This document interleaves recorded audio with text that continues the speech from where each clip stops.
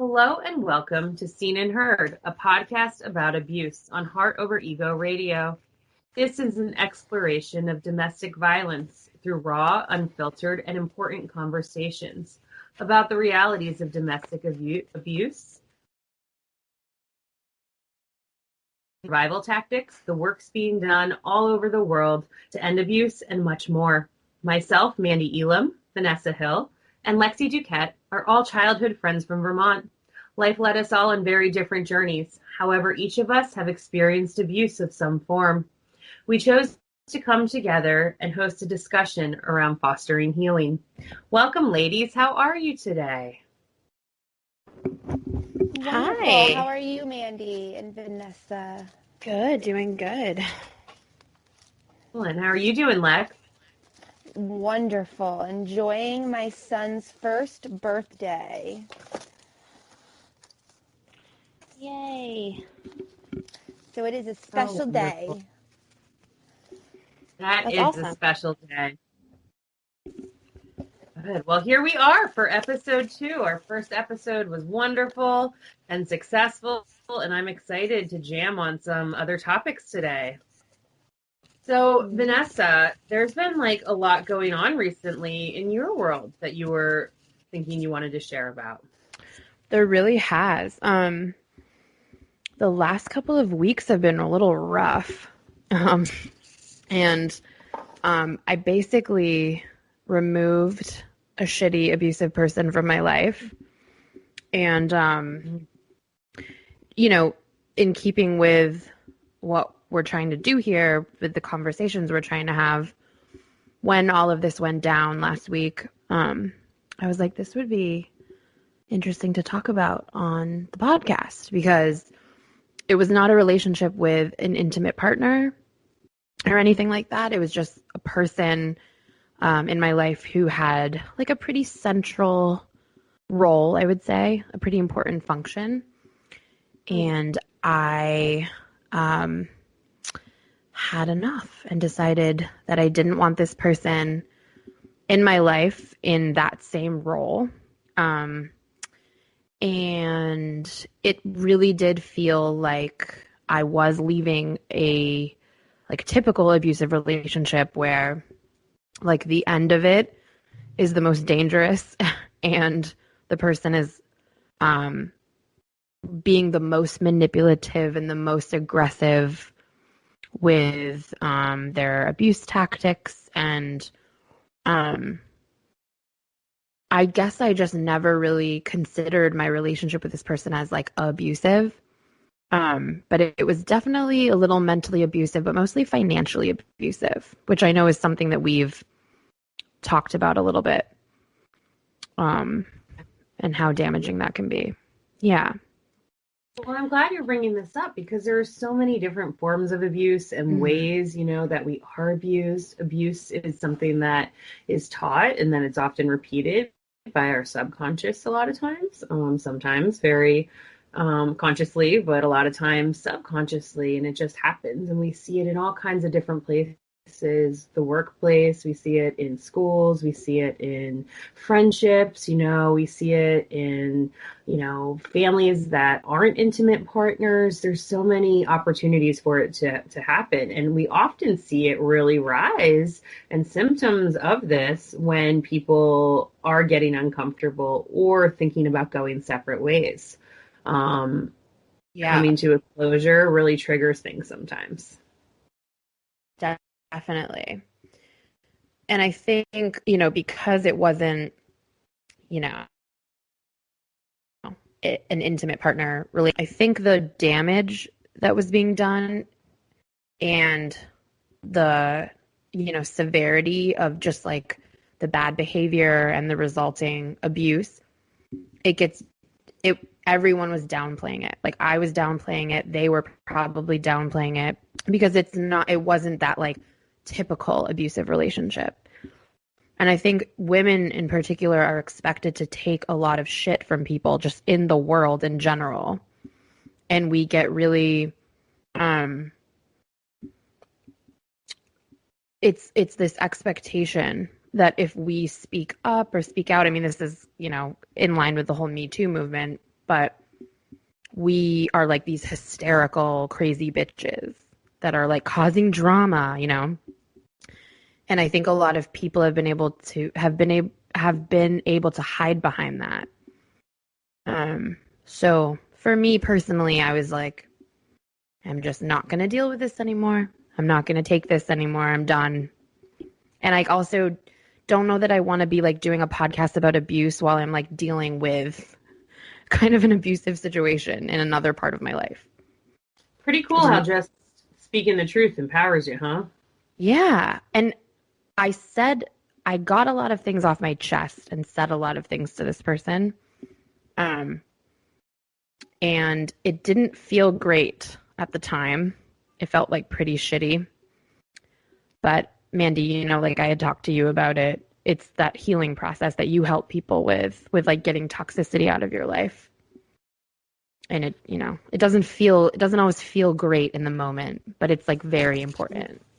Absolutely. And, you know, something that I think a lot of people forget is that if you choose to leave a relationship of some sort, no matter what kind of relationship it is, or if you set boundaries in of some sort, that you still have a right to grieve the loss of that time or that relationship or the things that, you know, you did like about it, because there were things that kept you there. But then there also comes a time where things are maybe a little too toxic or too abusive or simply just over as well. The only thing that's consistent in life is change. And we as a human society could do better in the bowing out when relationships end, no matter what that looks like. So I'm really glad that you brought all that up, Bea.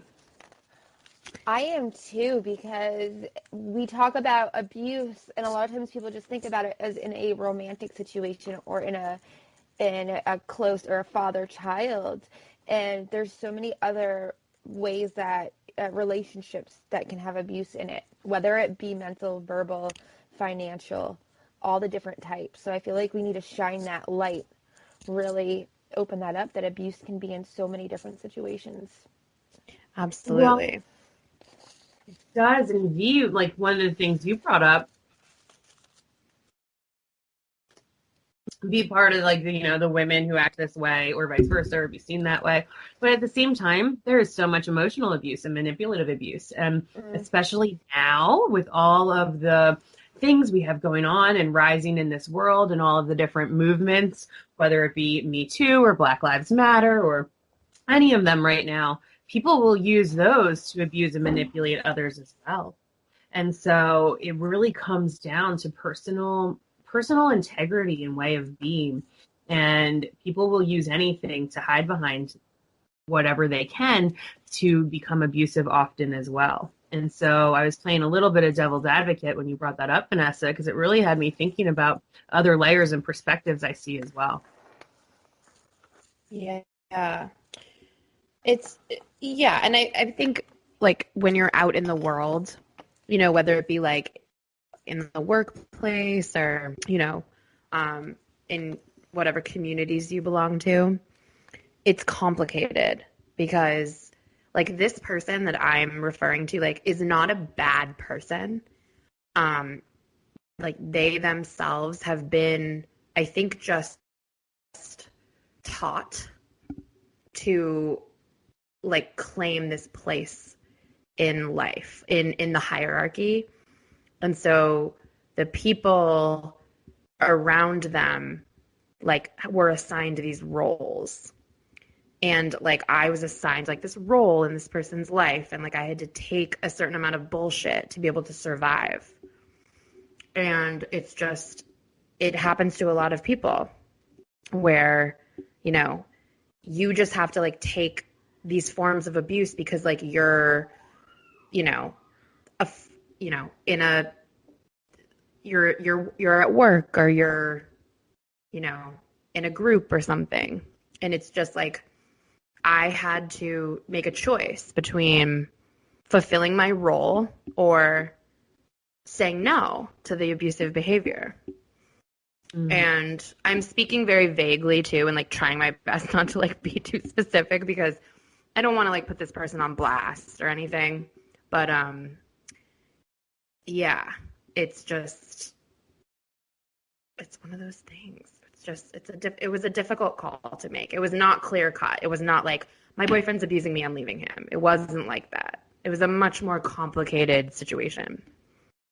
Well, sometimes it's just certain behaviors, and then when they happen over and over again, it can drain you after a while, and it can get to a point where you choose to say, okay, this energy is no longer serving me, and I'm not feeling good after experiencing it, and it's happening a lot. And there's all these other aspects of if it's a person or whatever, all these other aspects of this relationship that I like, but it's this bad kind of, and this negative is outweighing the good here. So I got to choose to take some space. Yeah, absolutely. And that's really what happened. That's how it went down. So I just wanted to mention that at the top of the pod. Well, cheers. Cheers to choosing you and choosing, something that feels more in alignment with you. Yeah. And you brought a couple good points up. You brought a couple of really interesting things that I feel like we should touch on at some point. The those that enable or turn the cheek, or that ignore and take it and kind of allow a type of abuse to continue and make excuses for it. I feel like that's something that we've all done, and it's just, there's so many layers to that. And then the whole exiting thing, the exiting of a relationship, why does that bring out the worst in some people? It's just one of those things where it's so funny, because I remember, not to get into too many personal details, remember somebody handling an exiting of a relationship a certain way, or a relationship. And then later on, when his sister went through it, he was calling out her boyfriend for that behavior. And I wanted to be like, but you did the exact same thing. You know what I mean? But you're not. It's one of those things where, people, they'll catch it in others, but then, totally not take the accountability for their actions. Yeah, so totally. Those are like two things that totally just stuck out, and I was like, resonance. And also, like, how things are structured in this world, people who are being abusive don't realize they're being abusive in certain situations, because it's like what's expected. Like the dynamic between two people, like, a parent and a child, or like a boss and an employee, or, like a client and someone they've hired, like those built-in dynamics there. It just, I think abuse just like is able to fester and proliferate because it's like, it's normal. And I'm a privileged person where I was able to leave this situation and be okay. But there's a lot of people that wouldn't be able to do what I did. They would have to stick it out. And I'm trying not to be terrific about the situation, but a lot of people do have to, do that though. And they have to stay in bad situations for survival. It often does come down to money. Totally. Oh, go ahead, girl. I can think of a situation right away where we were stuck. It was my husband's boss at one point, and we were stuck in this situation where it was like he was threatening to tell other people that, or not give him a good recommendation, and threatening that you won't be able to find a job anyway. You know what I mean? Like, it was one of those things where the verbal and like the financial abuse. You're not going to get your paycheck if you don't do this. So. Exactly. The financial abuse is a big one. Yes. Yeah. Because what's more terrifying than like not having money come in that you worked for? It's the worst feeling ever. When you, especially if you have kids. Yes. Bills keep coming whether or not you're working or not, or you have the income. So. Yeah. I just had a flashback to a time I quit a job it was a female boss. I was working at a restaurant, a really nice restaurant, in Albany, New York at the time. And when I applied for the job, I said I might only be there 6 months. I was doing a semester of school nearby, and I said I was applying to grad schools in the area and a grad school out in Colorado. I said the Colorado school is my dream school. Not sure I'm going to get in, but if I do, then I'm going to leave here in 6 months. If I don't, then I'll be staying here, and I'd like to like stay with you guys or whatever. And their interview went really great, and I really liked my direct manager a lot, and we had all these commonalities. He spent time up in Vermont. Actually, Lexi and Vanessa would know he had worked at the Red Fox like back in the 80s and all kinds of stuff. Or was it the Fox? He worked at the Fox or not at the Fox at Hague's, which is like way throwback. Oh wow! Either way, he hung all around those parts, which is where our romping grounds are. Mm-hmm. So anyway, so I'm like, yeah, Fields and Soul Alignment, like great, got the job, it's wonderful. Then like I meet the owner of the restaurant, and like she and her spouse owned the restaurant, and they were very intense.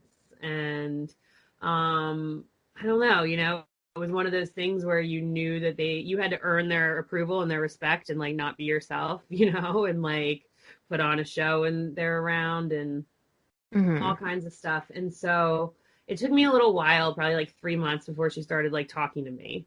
And then when she started like and that's the other thing, like I'm so sick of in the workplace people not being looked at like they're fucking humans. Like enough of that shit too.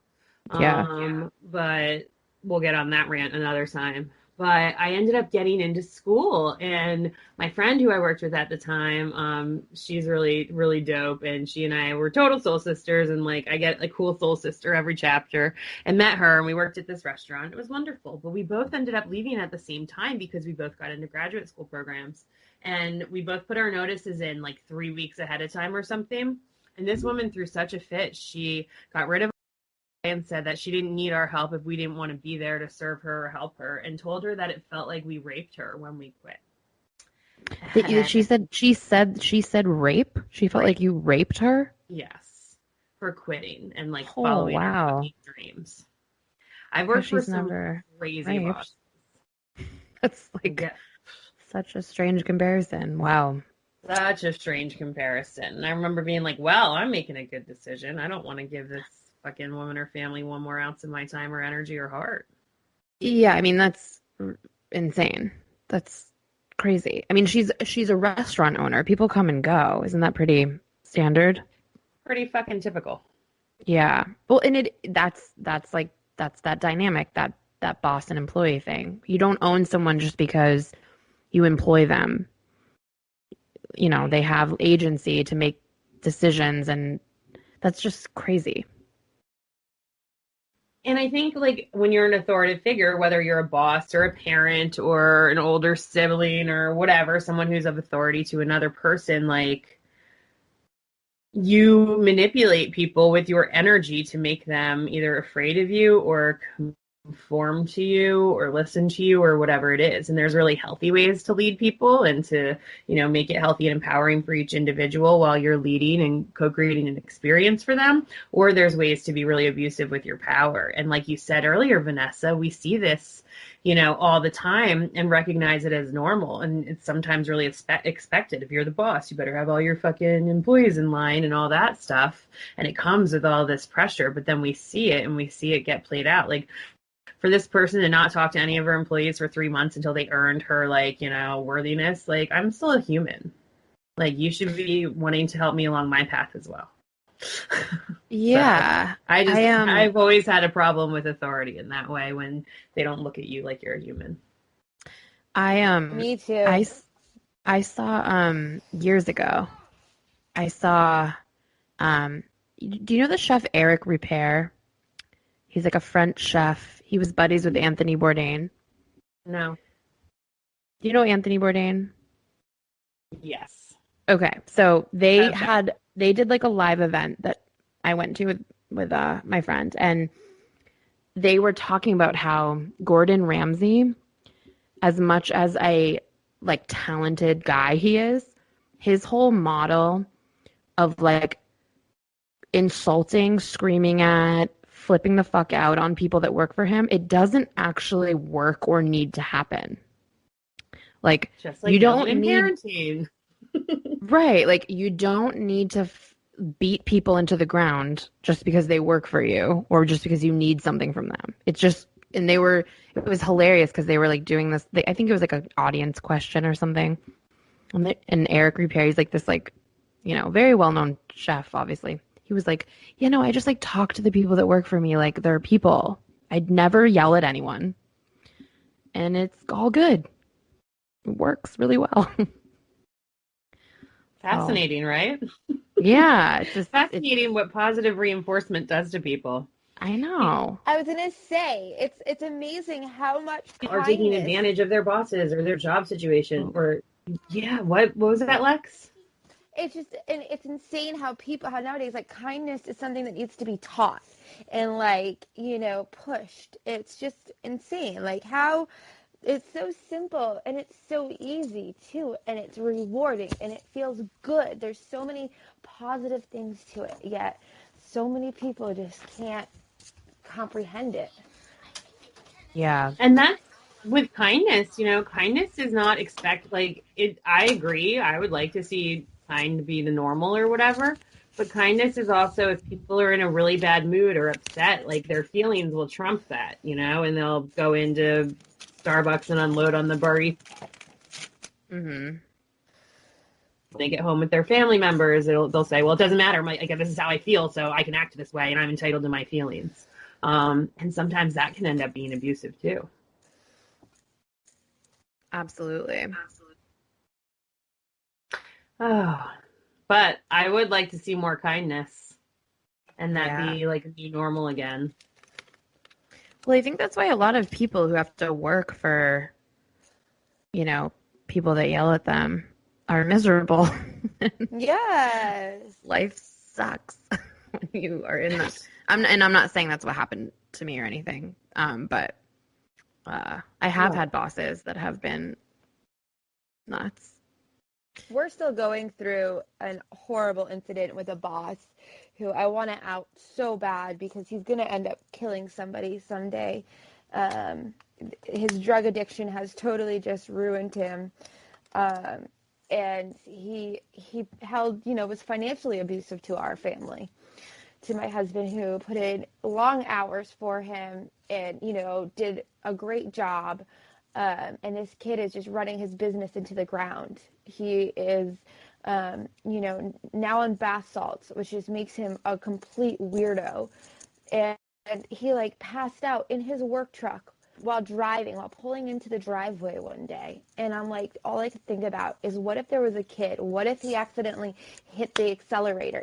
There's all these things going through my head. And then to have him withhold money and financially put us in a really bad situation, bounce payroll checks, it was awful. It's been awful. It's been a fight. We're still in the fight.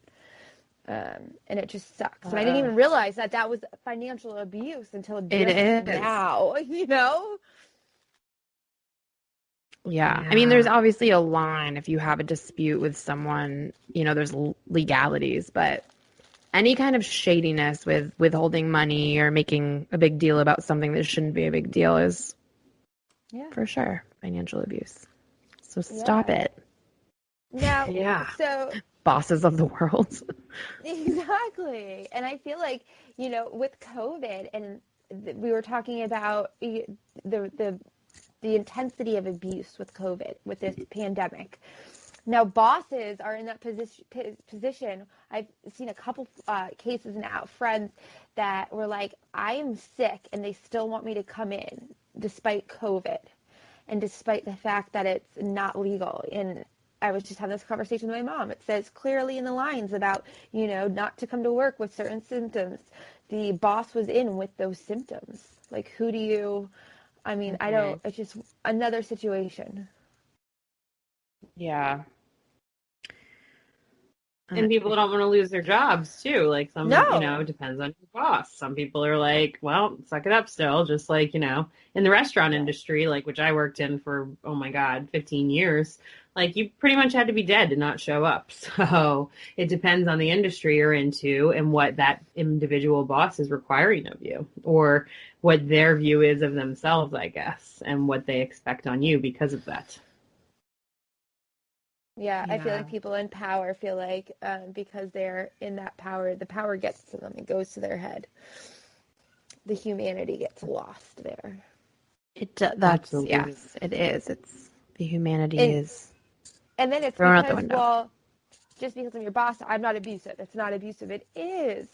Abuse is not just physical. Like, we need to bring light to all these different categories of abuse. They're real. They're just as valid as, you know, the physical. They're just Absolutely. harder. They're just harder to get the proof, or not the proof. What do you call it? Yeah. I mean, it's hard to get the proof anyway, but yeah, with a relationship like that, with a professional relationship, so many things get validated by like, well, that's just how it is. Like you sign everything away, I guess, when you start working for someone. Mm. Yes. Well, you really do. Like your whole life, except for 2 weeks a year if you're lucky. Ugh, I know. Um, I never want that life again. yeah, modern day slavery and the way this is all set up, there's a reason why every single individual in in our society has something for the most part that they're battling within themselves. And if not, then they have a family member or friend who's affected by all kinds of different autoimmune and stress induced and cancer and all these things that, come down to trickle down to the very bottom of society. And it's at the point where people can't heal and we're repeating all of these really unhealthy patterns in so many ways. And that's why I think even though we're progressing in a lot of ways as society, we're seeing more and more abuse because people can't, they can't take care of themselves because of the way everything's designed, let alone take care of other people. Yeah. Yes. Good point. You hit the nail on the head there. You did. You really did. Well, if you are just tuning in, this is the Seen and Heard podcast, a podcast about abuse. You are here with Mandee Elam, Vanessa Hill, and Lexi Duquette, and we are on Heart Over Ego Radio. Give us a like, follow us, subscribe. We have our own Facebook page, Seen and Heard, a podcast about abuse. And then we also have Facebook page, Instagram, and YouTube channels for all of the Heart Over Ego Radio shows. Please like us, subscribe to us. You can find us on any major podcast app. Simply search Heart Over Ego Radio. So this leads us into the next part of our show, ladies. Vanessa, what is on tap next for our next topic? Well, I, thought it would be important to talk about women who have actually been killed by their domestic abusers. And in the interest of remembering them and sharing their stories and not forgetting about, who they are and what they went through, I think it's important to have a little Yes. segment sometimes about like specific women. Yes. And the warning signs. Absolutely. Yeah. So there's obviously thousands of women who have been killed by intimate partners. But I found this story recently. It actually happened last year. And I don't quite know how to pronounce the victim's first name. And I asked around and I did some research. I think you pronounce her first name Laterica. It could be Laterica, but I think it's Laterica. So I just wanted to put that disclaimer in there. If, because I don't want to disrespect her or her story. But I believe her name is Laterica and her last name is Stripling. And she was a 32-year-old mother of 3 living in Memphis, Tennessee. She was a salon owner, and she also owned a clothing line. And last year, on April 25th, her estranged husband, Michael McKinney, shot and killed her in front of her children, which is another level of horrifying that I don't know if they were his children. They were definitely her children. There was a lot of inconsistent information too. I read a bunch of articles and I pieced together details about the case. But Laterica's mom received a phone call on her cell from Laterica's 8-year-old daughter, who was hysterical and was screaming, "Grandma, he killed my mama." So it appears that Laterica had been loading her kids either in or out of her car at her sister's house, and her piece of shit ex, like, surprised them. I think he had been following them or watching her sister's house, and he approached and he shot her. And the 8-year-old that made the phone call jumped in front of her mother and tried to protect her, and he shoved her aside. And then Laterica died not long after that, before the ambulance and the police arrived. So yeah, this was a woman that was, had left her husband, had been abused by him. The police were called to their house before this. There were documented incidents where he had strangled her, which strangling is a reliable predictor of domestic homicide, which I learned. Yeah, I learned that with my situation, because one time my ex did strangle me, but it happened like midway through our relationship and I never said anything about it. But when I talked to like the victim advocates and my lawyer and like the police, I just mentioning it, that was like the conversation always like took a turn when I brought that up. It was always like, wait, he's it's just statistically, I guess it's something that it's strangling and if the abuser claims they're going to kill themselves, threats of suicide, those are like the two big red flags for like law enforcement. Okay. Yeah. So Laterica's family, because of this, they're really involved in victim advocacy now, and they are speaking out this month specifically because it's Domestic Violence Awareness Month, October. But this case, like, she left him. She wasn't, you can remove yourself from the house. You can remove your kids from the house. You can have a restraining order. You can have police reports. But if someone wants to kill you, they're going to figure out a way to kill you. And I think, I'm sure there were people that were a little complacent around them, like people that, friends, mutual friends. It just seems like she was in a dangerous situation. And from everything I read, like, there wasn't a lot of support there. Because he was like this super violent, abusive psycho. And I think it's just one of those cases where maybe had she had a little bit more legal support, police support, this wouldn't have happened. It's just so tragic. And that's the thing. It's like do. Go ahead, Lex. No, that was my biggest fear and my thing. I know too many situations where they had the either the paperwork in for a restraining order, and you are so right, Vanessa. When they have it in their mind that they want that person dead, they will not stop. Mm-hmm. And it's so scary because the restraining order does nothing. It's a piece of paper that it doesn't hold it. It doesn't give you a bodyguard. You know what I mean? You're still so vulnerable and they're still out there. It's one of those things where it was my biggest fear, and it's actually a fear of mine for a friend because it's the bully situation. People are too afraid to stand up to a bully sometimes.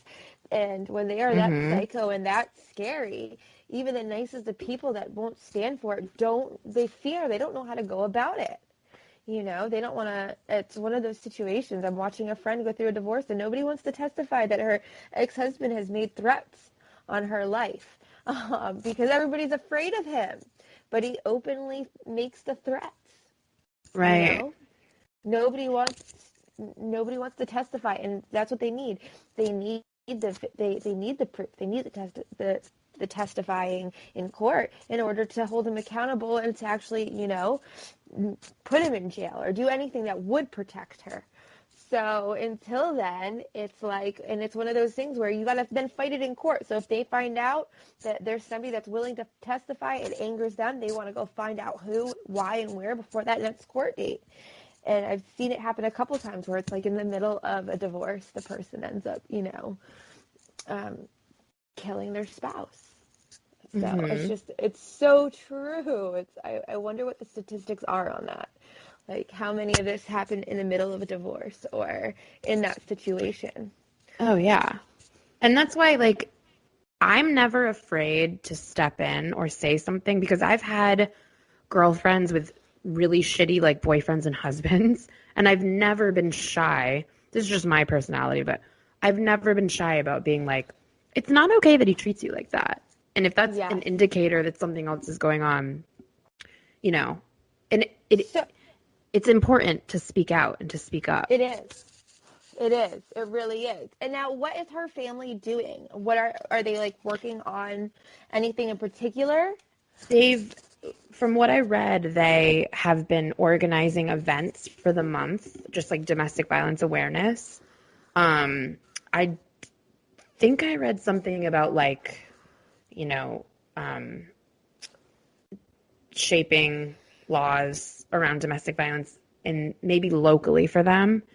But they're organizing events to speak about it because it was so preventable. And I'm not saying like I'm sure they were, doing what they could to keep her family safe. But this guy just sounds like he was kind of not being held responsible by law enforcement and by his community and was like, beating his wife up in front of his children and doing other things. And he was also a convicted felon and had other charges. And also, this was weird, his mugshot, and I don't know if it was maybe a mugshot from a different charge, but the mugshot that a lot of websites were using, assuming that it was for this arrest, he's like smirking in his mugshot. Oh. It's gross. I believe it. It's so gross because he probably doesn't feel bad. No. He feels vindicated. Yeah, he feels like he got his job done, Mm-hmm. He had also said to her, and I think it was in the police report for a previous arrest for domestic violence against her, that he was like, I'm gonna kill you, like I'm gonna fucking kill you. Yeah. Ugh. I know, it's so. I feel so bad for those kids. I know, and that family. Because those are children that, lived in fear. And how does a child heal after that? How, it's so sad. I agree. I don't know. I feel like we need to, this is the month for the awareness. Like, we need to rocket this month and bring as much awareness and support and start really, because this stuff needs to, we really need to put our foot down. I know. And I think like this was a thing that I was frustrated with, like in my situation. What are the friends of these assholes doing? Like the guy friends and the family members of these abusive, horrible people, like what are they doing? Are they doing anything? Are they calling these people out? Like, No, what are you doing? You're responsible. This is, no one's on an island. Like, we all have to fucking participate. I was so lucky that my abuser's friends like would call the cops and would do something and Yeah, that's help. amazing. And I feel so lucky for that situation, despite them knowing the wrath that caused or would cause against them from him. But just for actually having decent people that did step up. And I feel like there was times the actual family turned their cheek and didn't do anything and just like tried to ignore it and like make the phone call, even though it is your family and it's hard. Make the phone calls. Do you want to be the family of the person that killed somebody, or do you want to be the family that did something and prevented that from happening, you know? Yeah. Totally. I would never protect anyone who was doing anything. I don't even care what my relationship with you is. Exactly. And I feel like parents, like, they just try, like, they're so busy beating themselves up and, like, going through their own personal, like, how did I go wrong, and wanting to see the good, that they don't, like, I mean, and think about it. Is there really any support or anything? Like, we have, for alcoholics, we have, like, family support for alcoholics, Al-Anon. It's for the family members. But I don't see anything ever for support for those of abusive people. I You know know what I that. mean?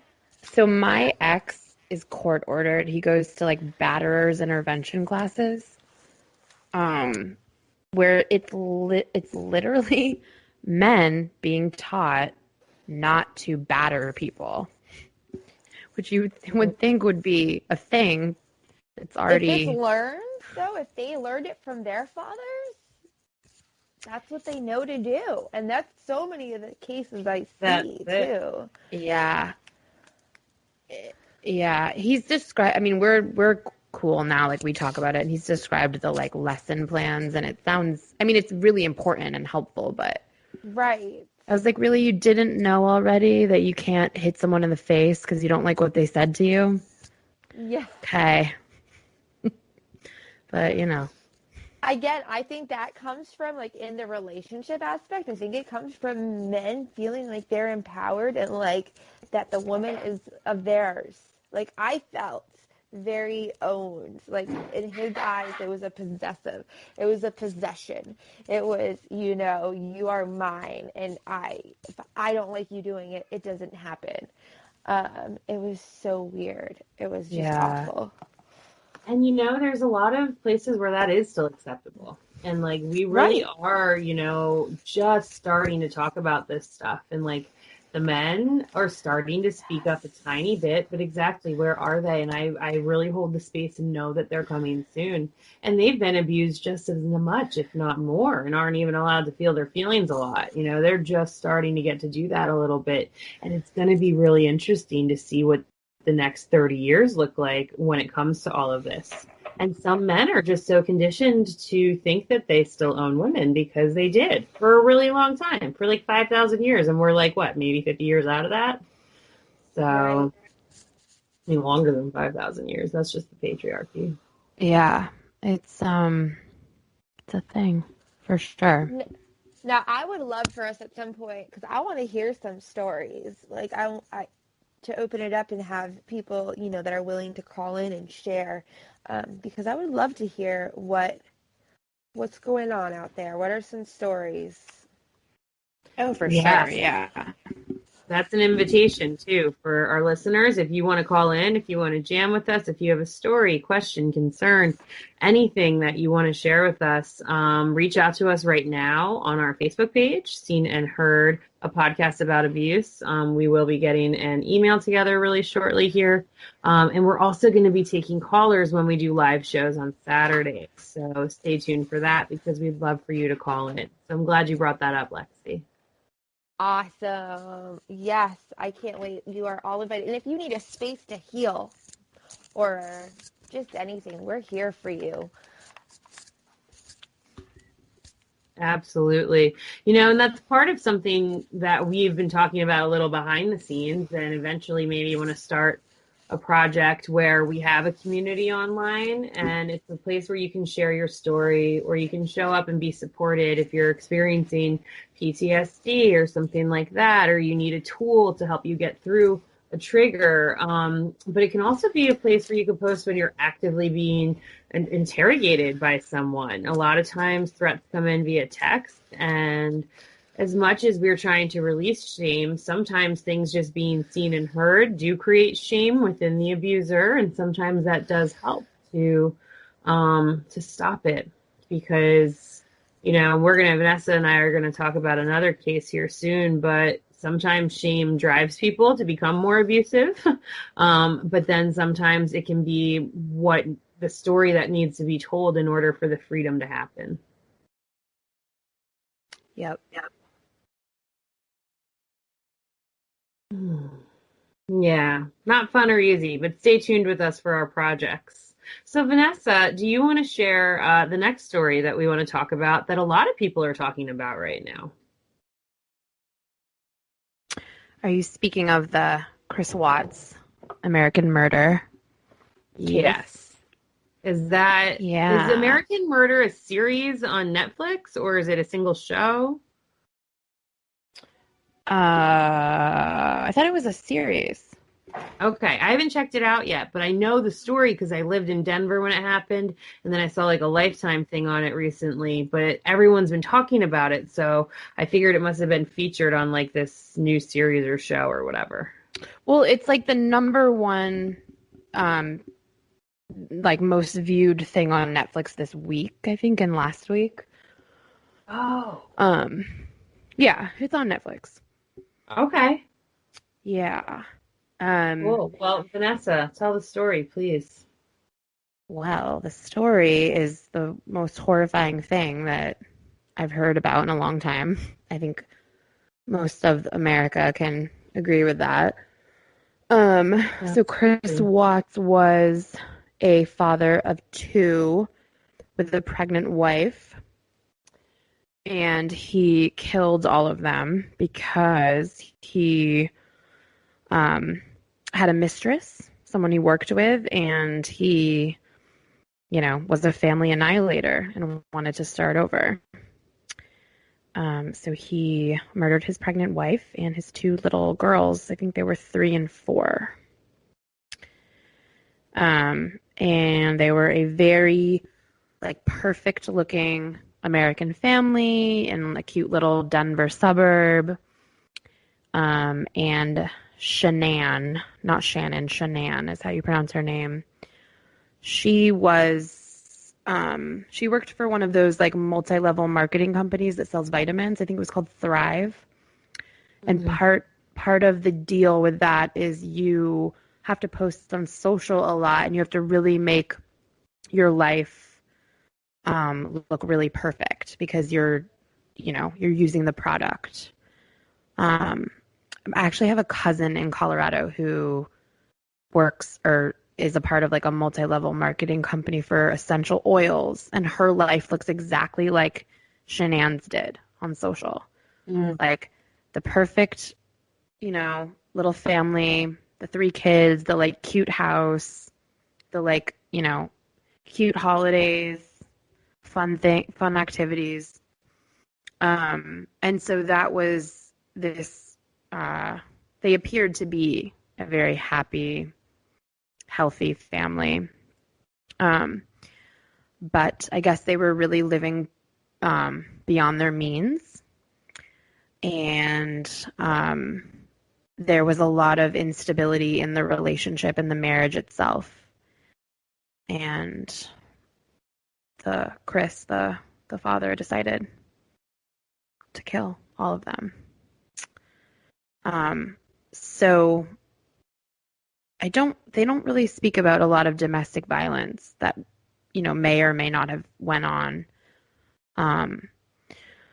But there was definitely mental abuse going on, emotional abuse, and cheating, which is another form of abuse.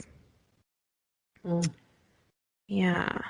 But Yeah, definitely one of those cases where um it's caused me a lot of like anxiety. And when it first happened, I just couldn't believe it.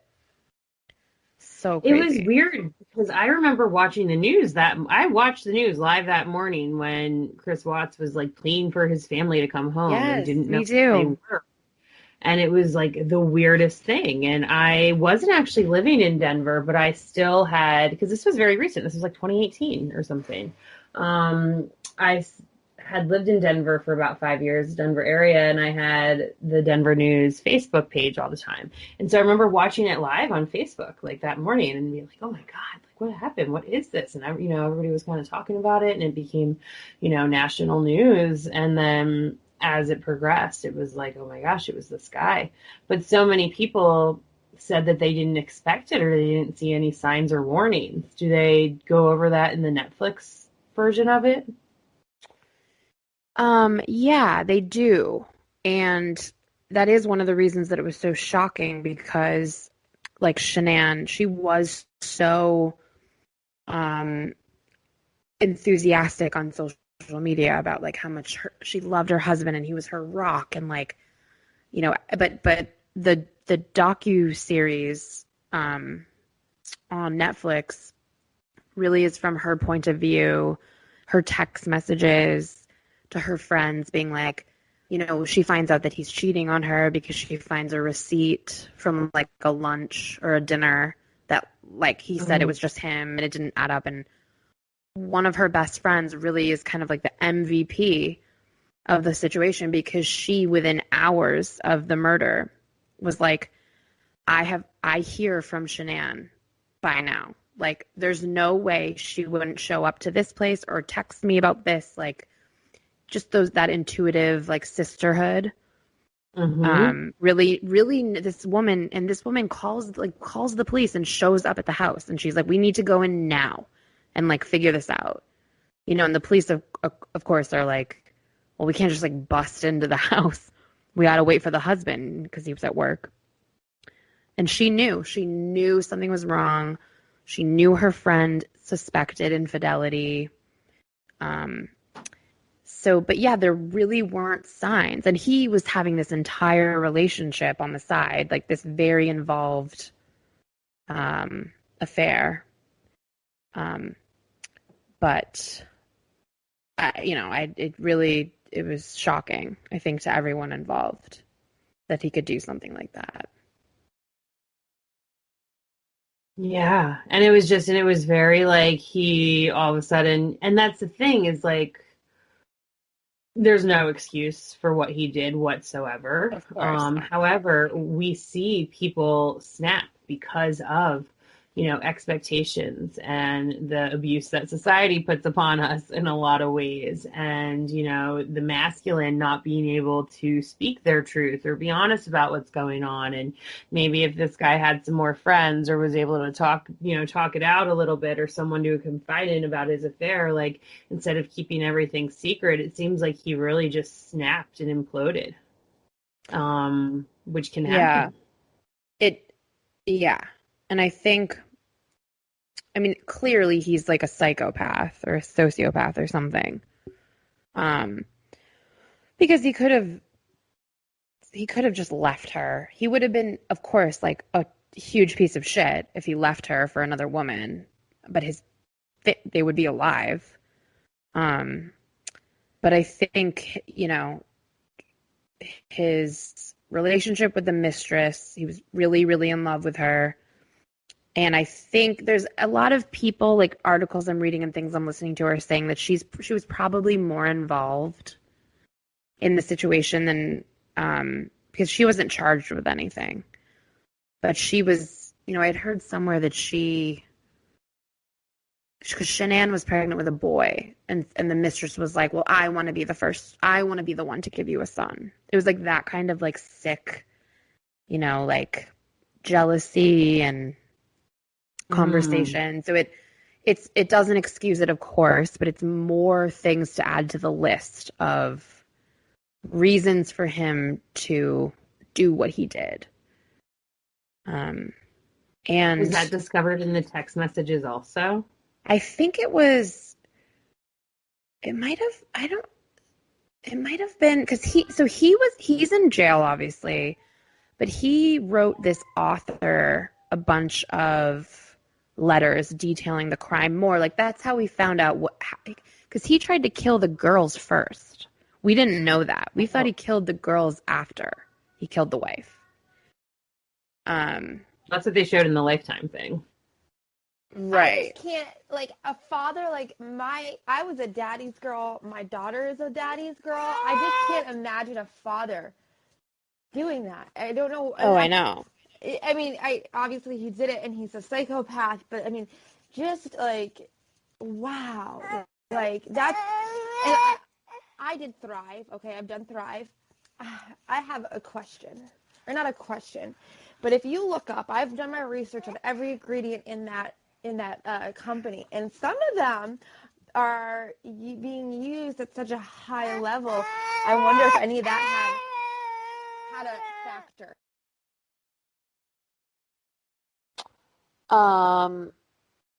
Oh, like the vitamins being toxic or something? I think that's maybe what she was talking about. Yes. Yeah. Like there was some therapeutic ones that I was looking at that had like effects, had secondary effects. And like, I just, you know how some people, everybody's system's different. It can trigger something. So one, I was just wondering, like, when it all came to light, and there was a point where they did bring up the Thrive and asking if it had anything to do with that, it did trigger like ooh, for me. That's all. And a chemical imbalance. Well, did it cause schizophrenia? Did it cause psychosis? that's interesting. Yeah. Well, I was going to say, because Vanessa, you said in one of the versions of this story you heard that he was poisoning her, right? Well, he did admit he was crushing up tons of oxycodone and putting it in her beverages, trying to induce a miscarriage before he killed her. But I don't know that, like, he was taking any of the vitamins. I don't think that that's would ever be like a reliable defense. I think he started the affair. It was only a couple months, and because he, it was a lot of like factors coming together to create the situation. He cared. He's a dickhead, and he cared about his fucking mistress more than his own family, and he got in over his head financially. He didn't make a ton of money. I mean, people were pulling like the cost of the house as opposed to like his income. Like, he wasn't there. There were a lot of different stressors for him where he was probably, because he's a psycho, was justifying in his mind why it would be okay for him to do this.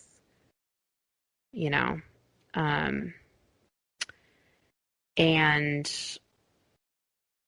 I think his family also were on record as saying that like Shanann, was really controlling, and kind of like ran his life. Again, like, of course, not a reason to kill somebody, but I think he just was like, I just want to be free. And I'm a super selfish, horrible person. So this is my solution. That's the thing. I'm just like, I'm always so shocked, story after story after story. And, anything's possible, but I just cannot imagine myself ever wanting to kill or shoot someone or have them have that much power over me. And it's just, it happens so often. Well, you're not a sociopath. I mean, and I'm not a mom, but like, the only thing that would motivate me is self-protection or, protecting someone else. Like, other than that, it's just like, I just could not, but I'm a different breed, but it's just so sad because it's like, God, life is so precious. Like, there's so many alternatives you can do or take to transmute or shift that energy in a different way than her. Yeah. And if I see anything come out of this podcast, I'd love to see, more resources for people to transmute. Mm-hmm. Well, I so they think, don't create and cause further harm. yeah, and I mean, I think just as like a woman, when you're, because there were a lot of messages between her and him. I think where she was like, God, do you even want a third baby? Like, you've pulled away from me. Like, I just think it's important when you're in a situation like that, like, to do a little more digging. And I mean, I'm gonna come off as sounding like super judgmental of this woman, but I just think, if you find out that he's cheating and he's kind of telling you that he's like not into the life. I'm just wondering if it would have been a little bit different if she had like taken herself out of the situation with her kids. If she knew that it was a warning sign of some sort, or if Yeah, just she, reacted like, oh, well, instead of, fighting for I deserve this or whatever. But yeah, and So it's many of not us her. do that. And I'm sure she was emotionally shocked. Yes, and it's not her fault, and she didn't do anything wrong. But No. the warning signs that a man is like not emotionally invested in you and your children anymore, that might be cause to split up, or I don't know. I don't know. I don't know either, but yeah. Oh, sorry. Go ahead. No, it's okay. I feel bad that I'm like sounding like I'm judging this poor woman. I really am not. I don't think you are. For me, it's like I'm trying to think of ways to empower women or help them protect themselves. Yeah. And like, should we not have to use self-defense? Like, no, we shouldn't. But I'm sure glad I know some of it and that there's classes out there that teach it. So like, same kind of thing with like emotional defense as well. Sometimes when we like, I did a lot of social work for a long time, so I know very like well how to de-escalate situations in nonviolent ways, and that's something I'm lucky to be professionally trained in. However, it's something that can help, in situations to avoid, serious domestic violence or murder. So as much as it's like, yeah, you don't want to judge their reactions to what happened, but it's like, had she maybe taken a different approach or acted differently, it could have potentially saved her and her children's lives. It changes the whole game. She shouldn't have to do that in the first place, but it would be nice if, she had those skills. Anybody out there? Yeah, or if as soon as she finds out that he's not in it, fuck you, like I'm leaving, like let's split up or something, like just potentially being in that situation, I would it's now like something that I'll look out for. Yeah, I feel like it's something that to lead into maybe a session for us to discuss.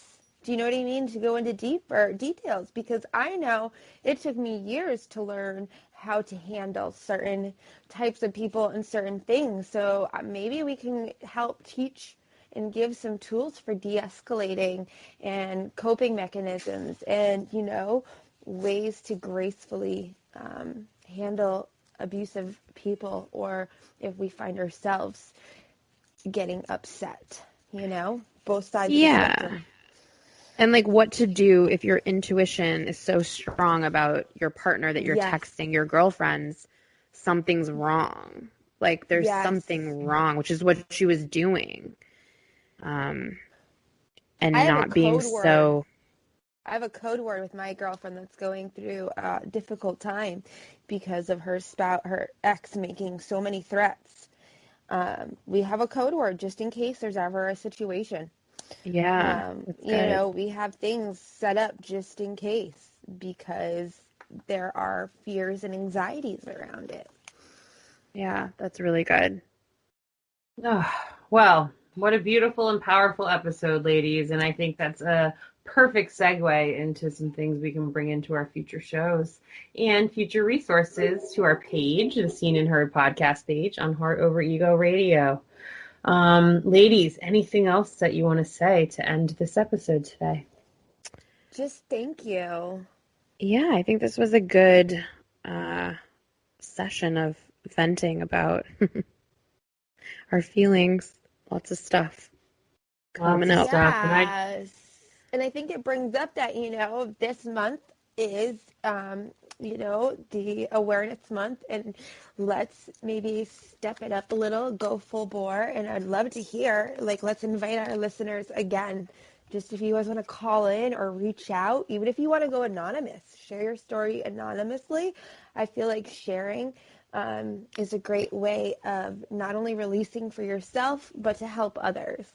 You don't know who your story is going to resonate with and who it may help.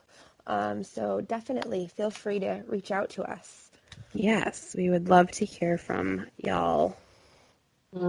Absolutely. I'm just going to set a little intention and light a candle in our hearts and our minds. And if you want to do so physically tonight, invite yourselves to, for all of those that we have lost to domestic violence and all of those that still suffer from it. Until then, this is the Seen and Heard podcast. We thank you so much for tuning in. Goodbye. Thank